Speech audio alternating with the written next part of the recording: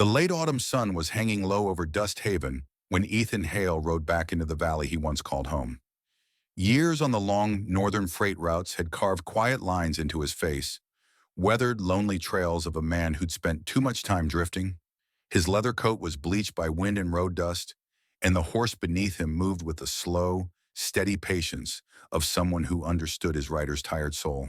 The Hale Ranch appeared at the edge of the horizon, a tired, wind-worn stretch of earth, dotted with brittle sagebrush and a barn that leaned more than it stood.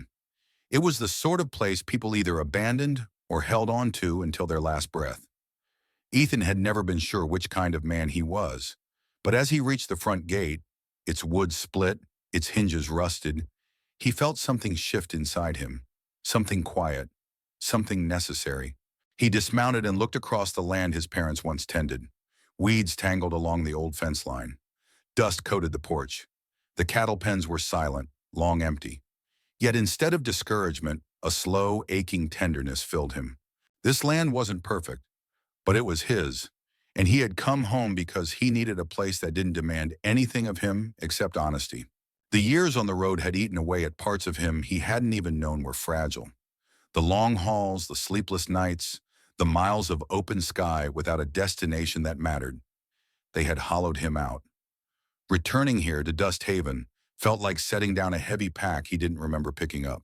He whispered to the empty yard, "All right, let's see if we can start over." 2 days later, Ethan rode into town for supplies. Dust Haven wasn't much, just a smattering of wooden storefronts, a feed shop, a saloon with peeling paint, and the old community hall where people gathered for nearly everything. As he tied his horse near the hitching post, he heard someone call his name with a loud, familiar cheer. "Ethan Hale, you son of a gun! I heard you were back." The voice belonged to Jordan Fisher, his closest friend from the days they herded cattle together as boys. Jordan was broader now, sun-browned, wearing the easy grin of a man who loved this dusty town with his whole heart. They clapped each other on the back, laughing at how time had changed them, and yet left so much the same. "Town's having a little gathering tonight," Jordan said, adjusting his hat.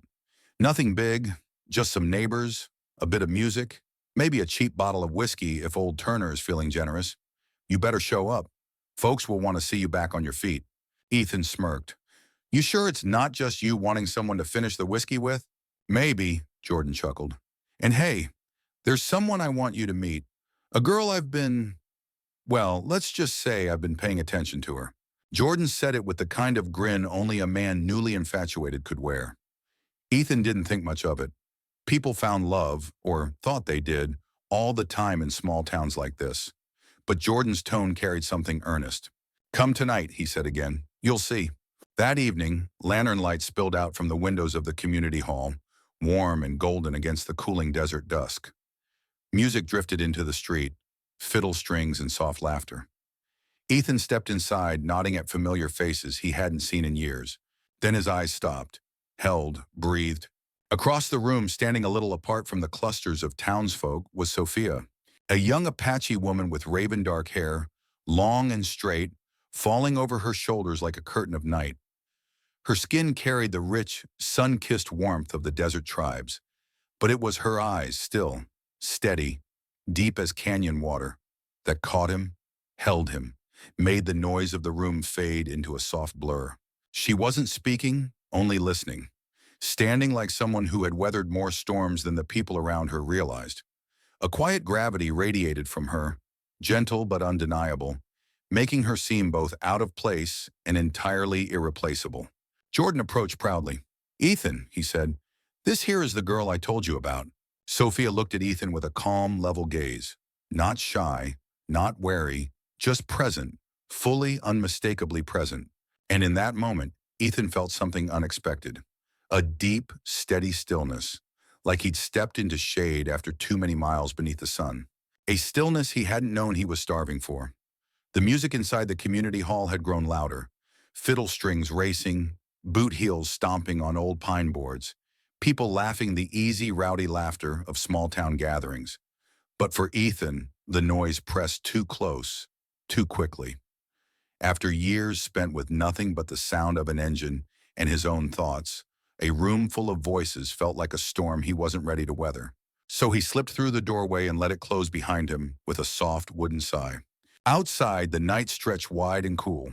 The porch wrapped around the back of the hall just like he remembered from his teenage years, its railings worn smooth by decades of elbows and time. Ethan stepped toward the far edge where the lantern light faded, and he leaned both hands on the railing. Before him, the land unfolded in quiet shadow, the rolling grassland silvered by moonlight, the dark silhouettes of pine ridges standing tall like old guardians. The scent of juniper drifted in the breeze. Somewhere in the distance, a coyote gave a lonely rising call.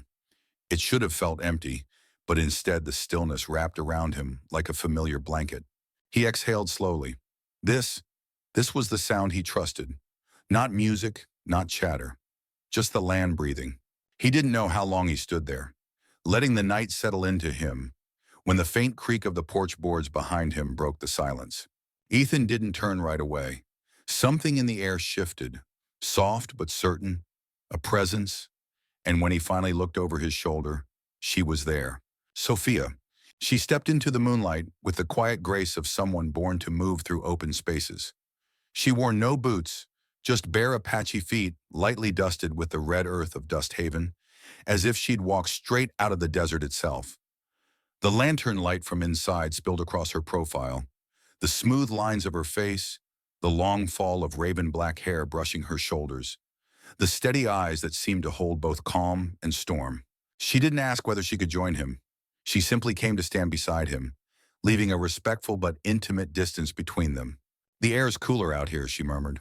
Ethan gave a small nod. Needed a bit of quiet. Sophia rested her elbows on the railing, gazing at the faint shimmer of the plains. This town breathes too loud sometimes. He glanced at her. You don't seem like the loud kind. She huffed a soft laugh. Neither do you. The breeze picked up again, a warm, dusty wind carrying the scent of sagebrush and faraway storms. It lifted a strand of her hair, brushing it across her cheek. She tucked it behind her ear with a movement so gentle it made Ethan's chest tighten for reasons he didn't understand. They fell into a silence that wasn't uncomfortable. It felt strangely natural, like the land itself had welcomed her voice into the space beside his. After a moment, Sophia said, This place, these hills, these winds, they're old friends of mine. But lately even they don't feel like home. Ethan looked at her more closely. What changed? She shook her head slightly. Maybe nothing. Maybe everything. Sometimes you stand still while the world moves on, and suddenly you don't recognize where you're standing. He understood that far too well. I know that feeling, he admitted quietly. You come back hoping the ground will steady you, but it doesn't. Not right away. Sophia turned her gaze toward him. Not probing, not demanding, just seeing him with a clarity that felt disarming. You came back because you couldn't breathe where you were, she said gently. Ethan's breath caught. He hadn't told her that. He hadn't told anyone. He swallowed. How did you know? Sophia looked out across the valley again, her voice soft but edged with a quiet truth. Because there are places that choke the spirit, she said. Places where the air feels thin no matter how much you pull into your lungs. She paused, then added even softer, and there are people who make it easier to breathe. The words settled between them like a warm ember, small, glowing, undeniably real. Ethan felt the wind shift, brushing cool fingers against the back of his neck. His heart thudded once, slow and heavy, as if trying to understand what had just been set in motion. He turned toward her, intending to say something, anything, but the words tangled in his throat. How could someone he'd spoken to for mere minutes manage to touch the exact hidden corners he'd been guarding for years? Sophia didn't press. She didn't smile coyly or look away. She simply held his gaze steady and unafraid, as if letting him decide what to do with the truth she'd just placed in his hands. For the first time in a long while, Ethan felt seen, cleanly, clearly, without judgment, without expectation. And that frightened him more than the noise inside ever could. The wind rustled the grasslands. The moon hung heavy above them, and Ethan knew, without knowing why, that this moment on the porch, quiet, fragile, moonlit, was the beginning of something neither of them yet had words for. Dust Haven had a way of pulling people together, even when no one planned it. Out here, gatherings weren't fancy or scheduled. They just happened. A neighbor finished mending a fence, and invited folks over for stew. Someone brought a fiddle. Someone else brought a bottle. Before long, half the town drifted into the same room like tumbleweeds caught in the same breeze. And each time Ethan walked into one of those gatherings, Sophia was there. Not waiting for him, not seeking him, just present, quiet, grounded, as steady as the land she came from. At first, Ethan told himself it was coincidence. Dust Haven wasn't large. The same faces circled around the same fires.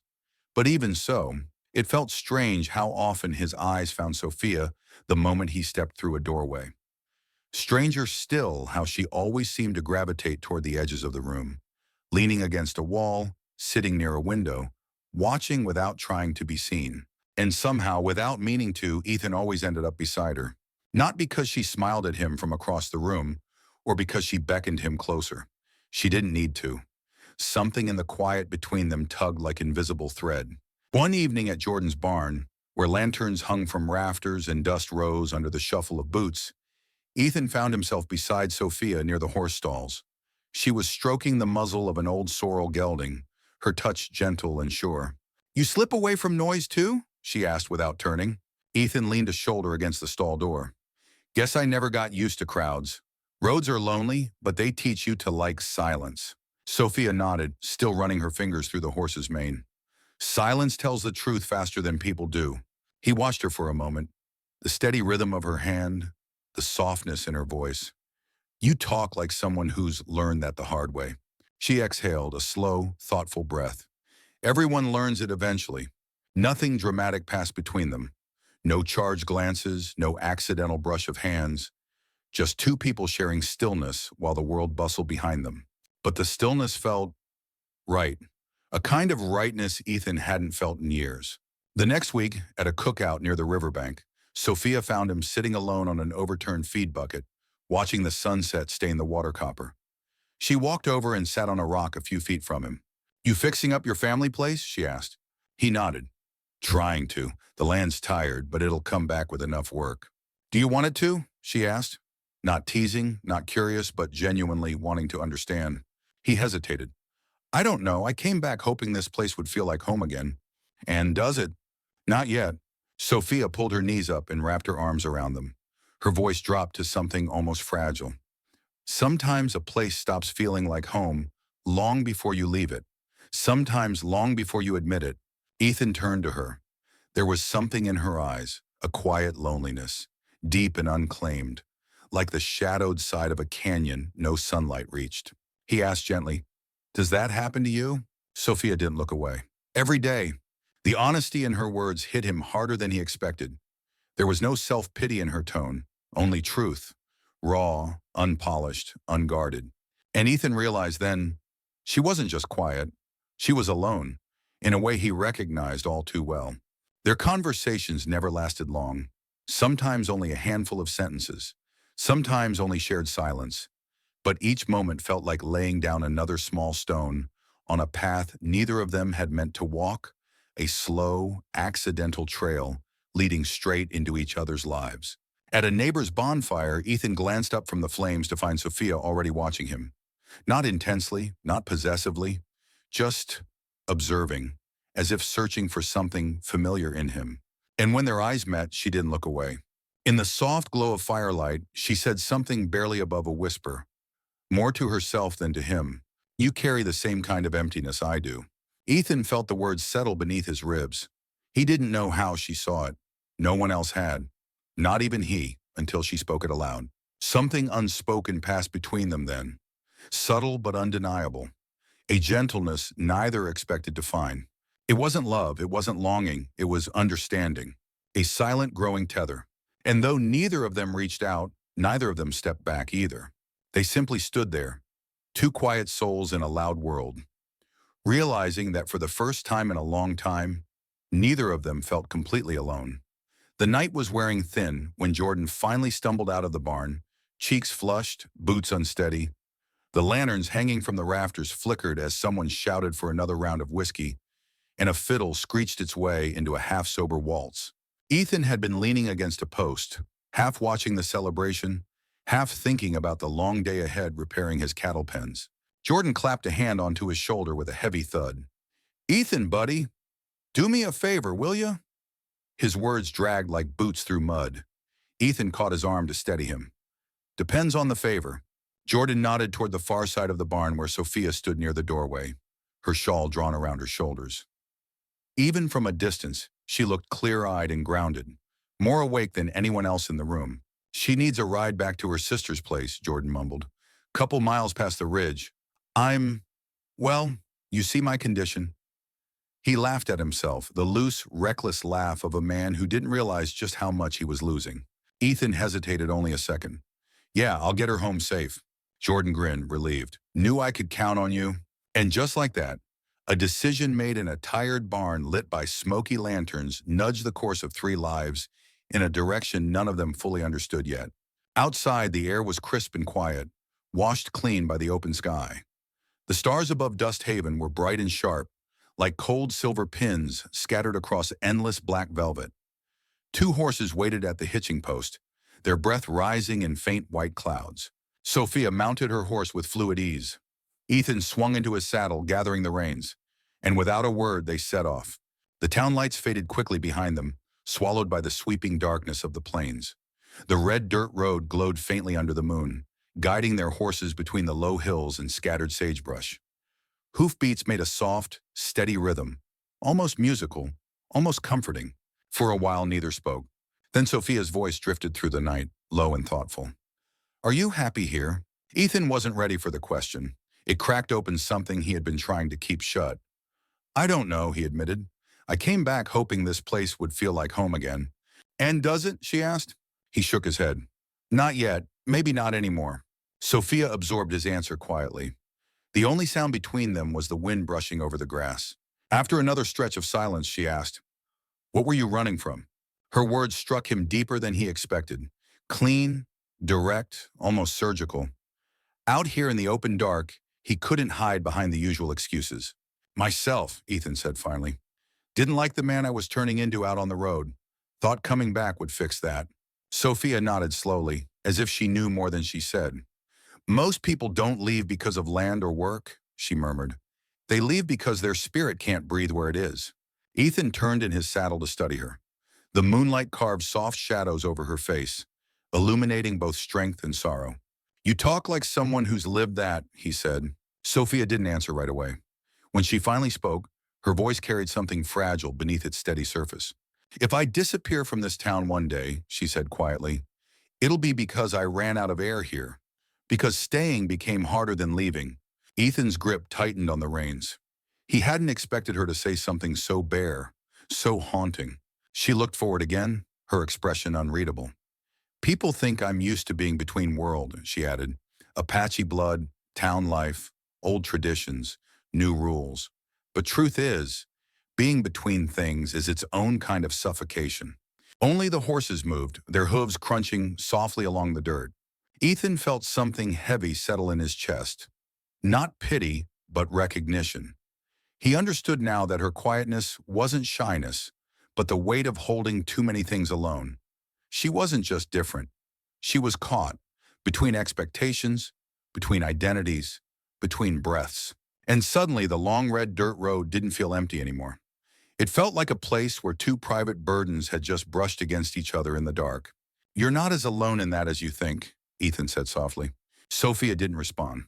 But after a moment, her horse drifted closer to his, just a half step, just enough for their shadows to overlap on the moonlit ground. And Ethan understood that she'd heard him, truly heard him.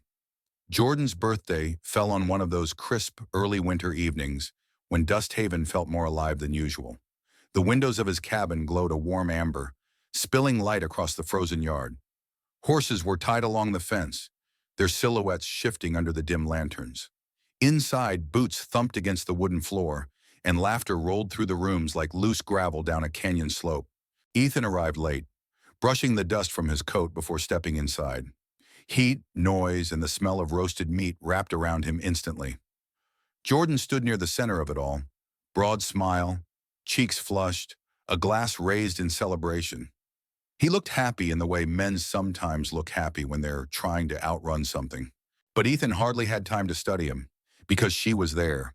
Sophia, she stood near the far wall, speaking quietly with a pair of older women.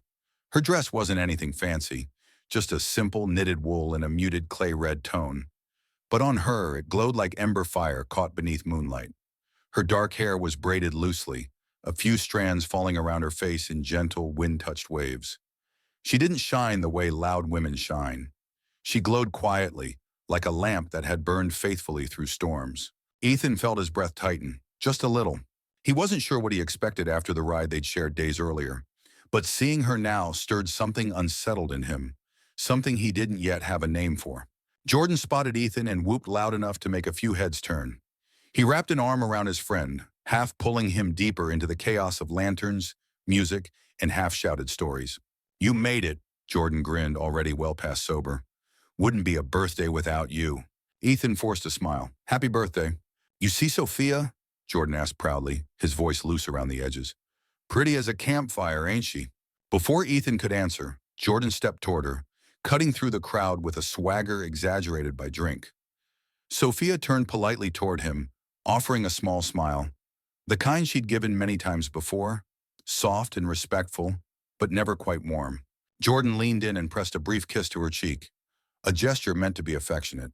But Ethan saw it, the tiny flicker in Sophia's eyes, the brief drift of her gaze away from Jordan.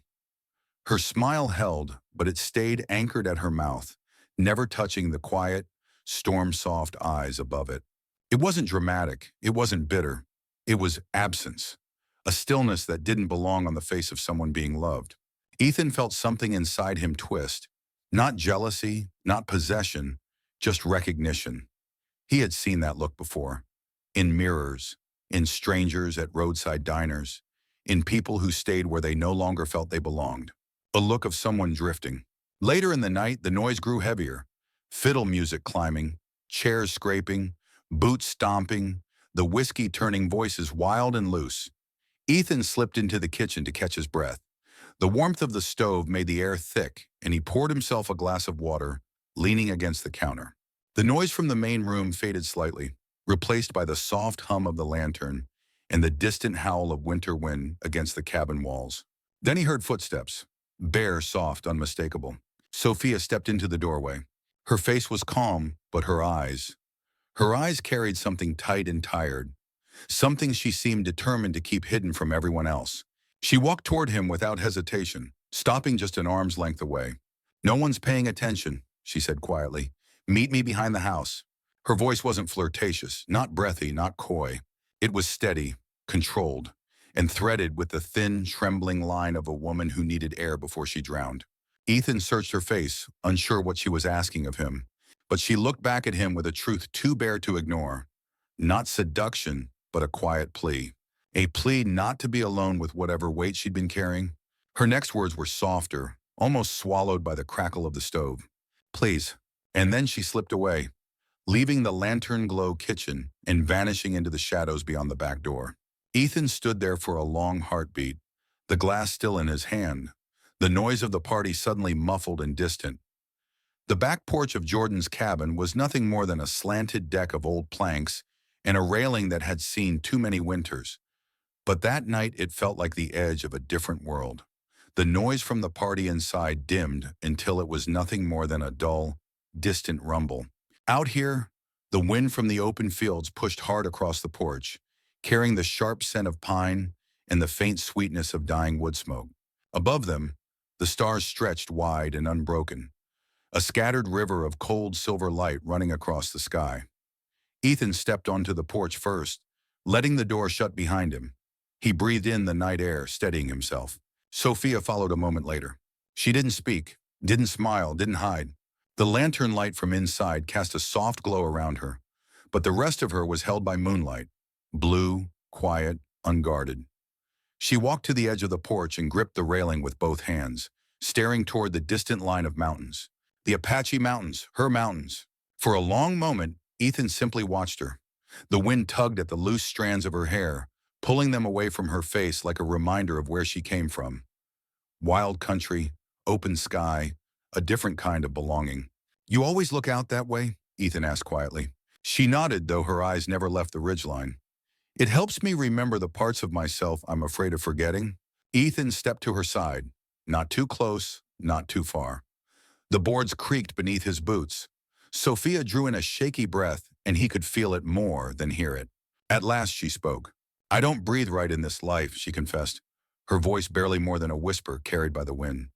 "Everything in town feels tight, like someone else laid the road out for me, told me where to stand, where to look, who to be." She swallowed hard. "I've spent years trying to fit into a world that doesn't have room for me." "Not really." Ethan felt something in his chest pull taut, like a rope stretching between them. She kept talking, each word a piece of herself she'd kept locked away. "When people look at me," she said, "they don't see Sophia. They see an outsider they've decided to tolerate. I smile, I nod, I help, but inside I feel like a ghost walking through someone else's world." Her fingers tightened on the railing, knuckles pale in the moonlight. "It's lonely," she said softly. "Lonelier than anything I ever felt in the desert. At least out there, loneliness is honest." Ethan heard the tremor she tried to hide. He wanted instinctively, fiercely, to ease it, to tell her she wasn't alone. But he said nothing. He sensed she needed space to pour it out. The wind brushed across them, cool and persistent. Sophia turned then, finally meeting his eyes. And in that look, the truth she'd kept hidden shone raw and unshielded. "When I stand in that room with Jordan," she hesitated, pain flickering across her features, "I feel myself shrinking, becoming smaller, becoming quiet in the wrong way." Ethan's breath caught. Sophia stepped closer, not touching him, not even brushing his sleeve. Yet the nearness felt electric, charged with truths neither had spoken aloud. Her voice dropped to something fragile and trembling, a confession pulled from a place she'd protected too fiercely for too long. "But when I stand beside you," a breath raw, honest, "I feel alive." The words hung between them, soft, devastating, impossible to take back. They didn't touch. There was no hurried breath, no impulsive kiss. Just the wind, the stars, two hearts that suddenly understood more than either had intended to reveal. Ethan felt the world shift under his feet. Not violently, not dramatically, but with the quiet certainty of something long buried rising to the surface. He had no answer, no clever words, no confession of his own. But he knew, deep in the aching center of his chest, that something had changed, something irreversible. Sophia stepped back a fraction, startled by her own honesty. She pressed a palm to the railing, grounding herself. "I shouldn't have said that," she whispered. Ethan finally spoke, his voice low, steady. "I'm glad you did." The wind swept between them again, cold and insistent, but neither of them moved away. Neither of them could. And though the porch remained quiet, though they stood inches apart, though their hands never met, both knew the truth. The road ahead had already shifted. And nothing, not duty, not fear, not the town, would ever look the same again. Jordan wasn't a man who liked difficult conversations. He preferred laughter, noise, full tables, and uncomplicated feelings. But even the simplest men know when something in their world has shifted beneath their boots. And after his birthday night, after seeing Sophia slip outside, after noticing Ethan's absence from the party, Jordan felt the ground tilt in a way he couldn't ignore. So the next morning, with the winter sun barely warming the frost on his porch, Jordan asked Sophia if they could talk. She agreed, quietly, without hesitation. That alone told him something was wrong. They sat on the steps outside his cabin, the same steps that had once held their small, hopeful conversations. The wind was crisp, carrying the scent of pine and cold dust. Sophia kept her hands folded in her lap, her posture straight but distant, as if bracing herself against a storm only she could feel. Jordan cleared his throat, trying to smile, trying not to let the fear show in his voice. "You've been quiet lately," he said. "Quieter than usual, I mean." Sophia stared at the ground for a moment, then lifted her gaze to the hills. "Jordan, do you still feel us as something whole?" she asked softly. "Something that fits?" The question hit him harder than he expected. He blinked. Once, twice. "Well, I thought I did," he said truthfully. "I thought we were figuring it out. But now I ain't so sure." Sophia nodded slowly, as if confirming a truth she'd already accepted days ago. Jordan studied her face, his heart working too hard in his chest. "Something's changed, ain't it?" he asked. "Something between us." Sophia drew in a deep, steadying breath. "Yes." Jordan didn't get angry. He didn't raise his voice. but the way his shoulders sagged beneath the weight of that tiny word made the air around them feel heavy. He swallowed hard. Is there someone else? He asked. The question slipped out raw and trembling, like a wound opening itself. Sophia didn't look at him, didn't speak, didn't shake her head or offer a gentle denial. She simply remained silent. And that silence, quiet, unwavering, undeniably honest, cracked something inside him.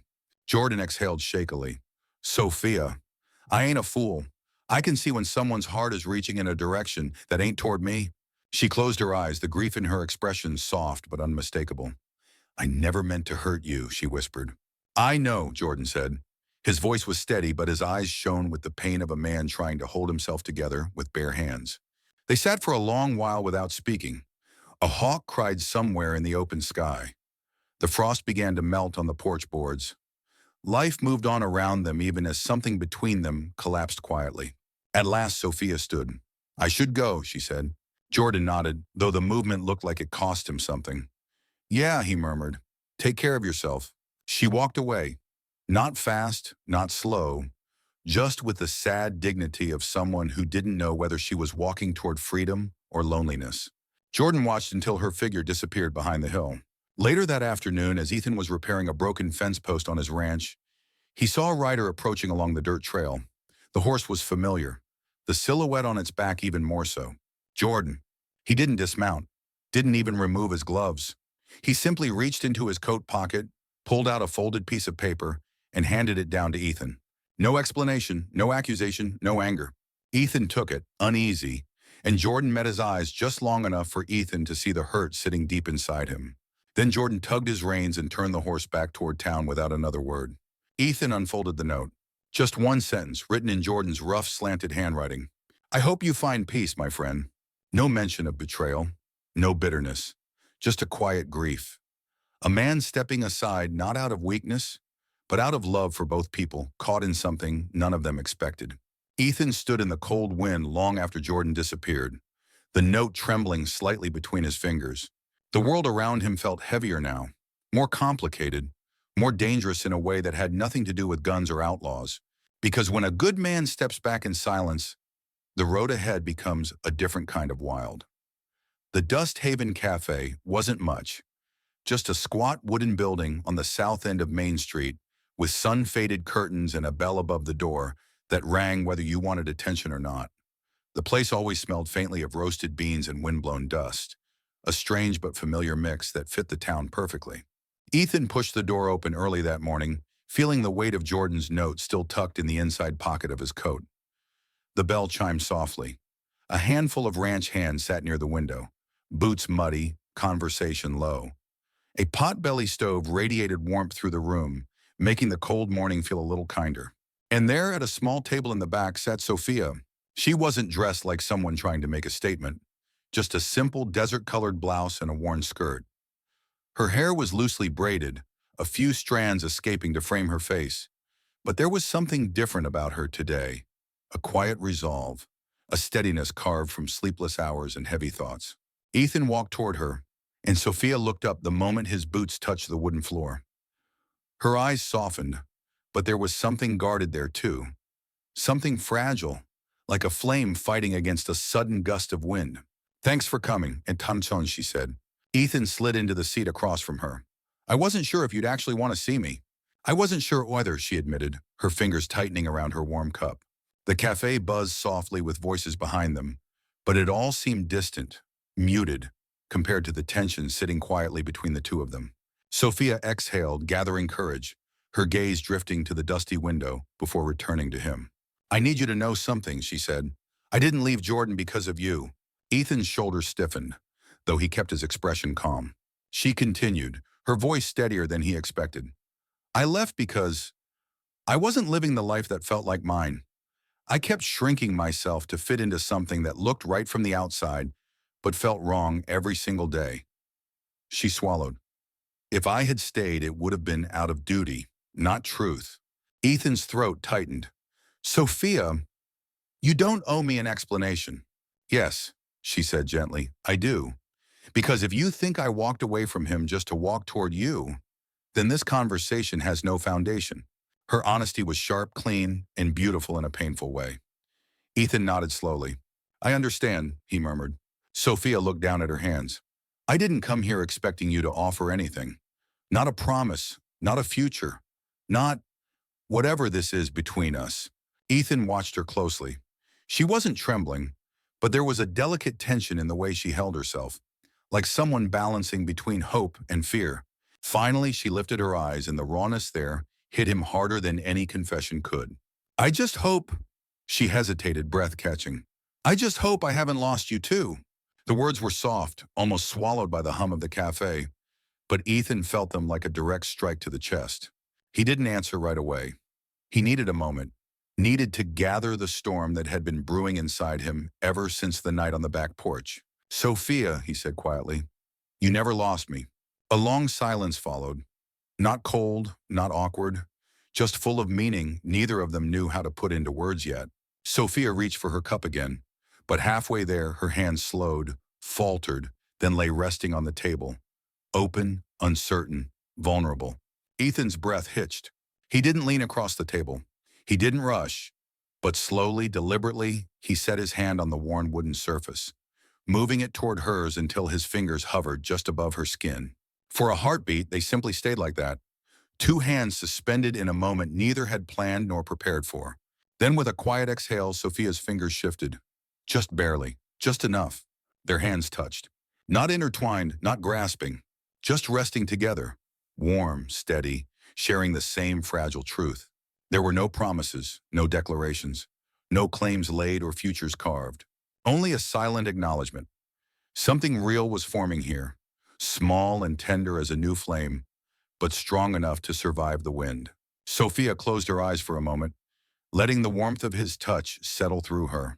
And Ethan, feeling her hand beneath his, knew with absolute clarity, whatever path lay ahead, neither of them would be walking it the same way as before.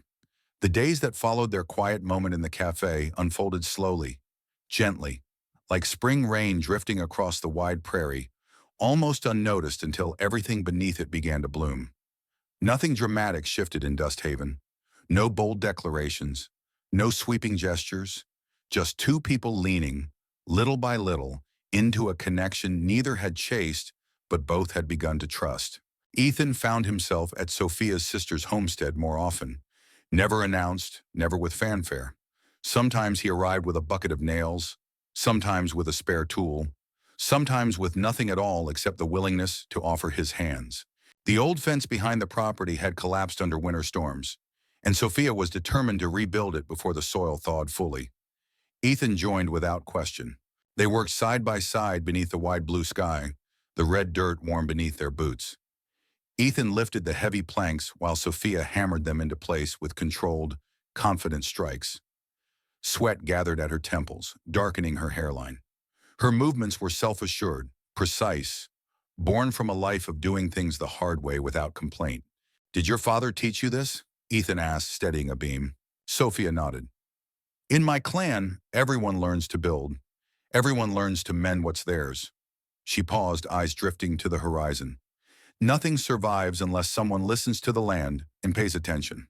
She taught him how to do exactly that.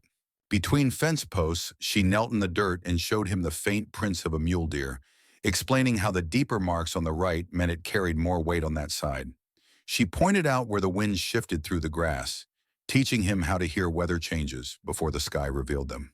Ethan listened, really listened, in a way he hadn't listened to anyone in years. It wasn't the lessons that moved him. It was the quiet reverence she carried for the earth beneath her feet.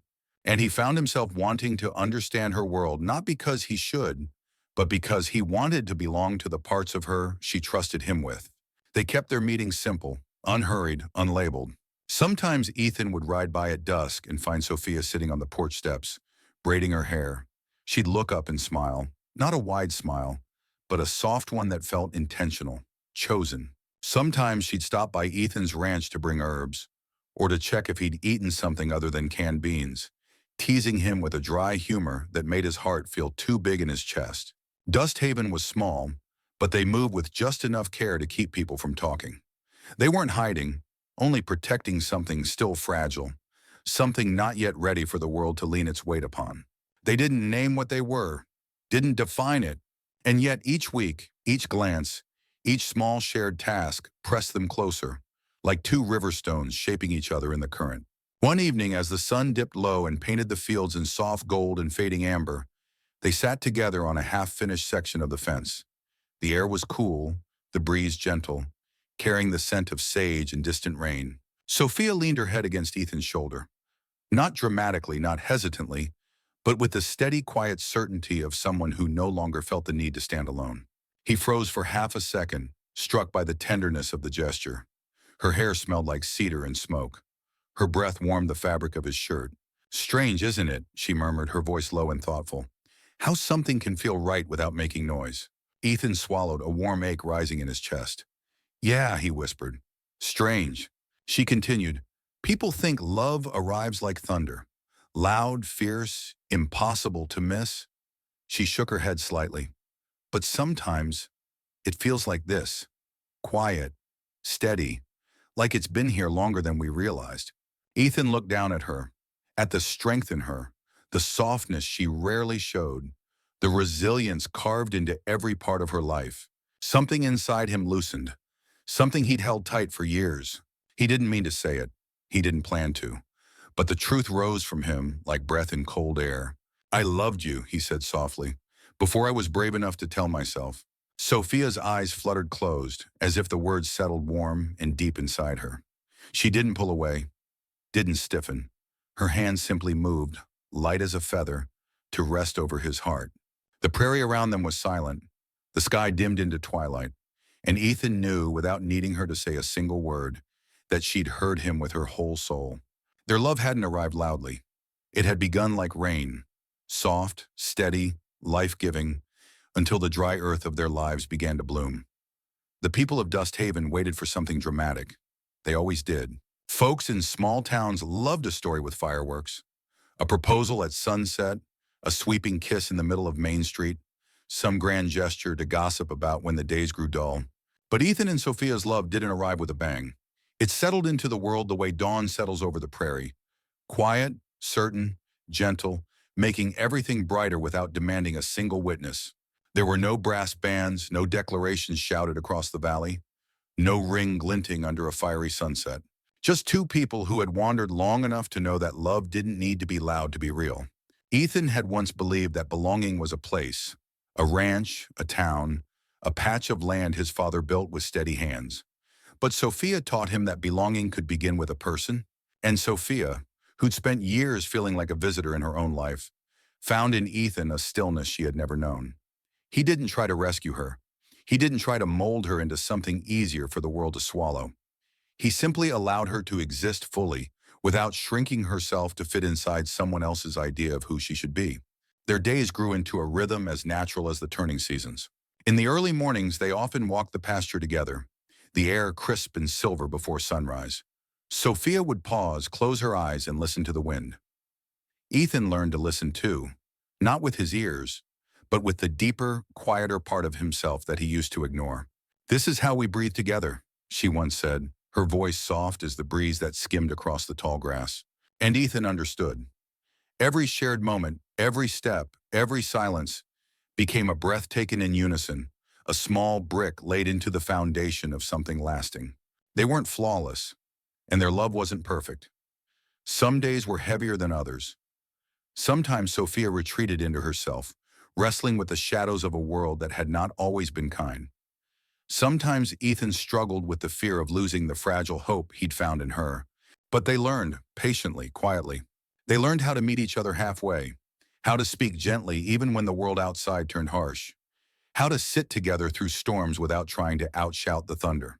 In that slow, tender way, they began to make a life, not defined by promises etched in stone, but shaped by small daily choices to stay, to listen, to breathe beside one another. One evening, long after the sky had faded into a dusky violet, they sat atop a low ridge behind Ethan's ranch. The wind was calm. The horizon stretched limitless, dotted by the flicker of distant campfires and the outline of the Apache Mountains, Sophia's mountains.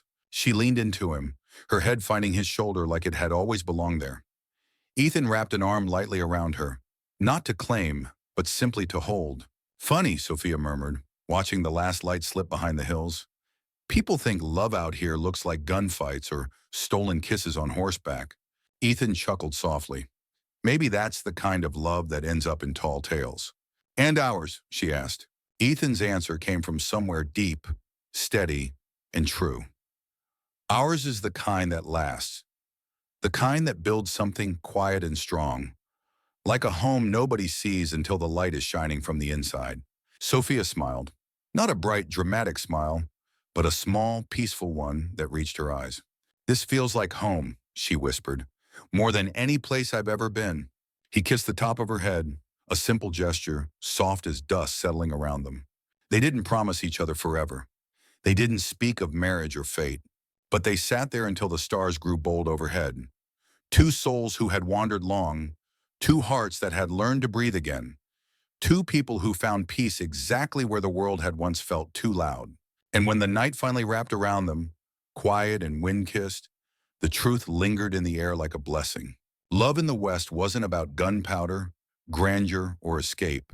It was about finding calm in another person, finding a place to rest your weary spirit, finding, at last, where you belonged. And in that vast, wild land where so many felt lost, Ethan and Sophia found each other.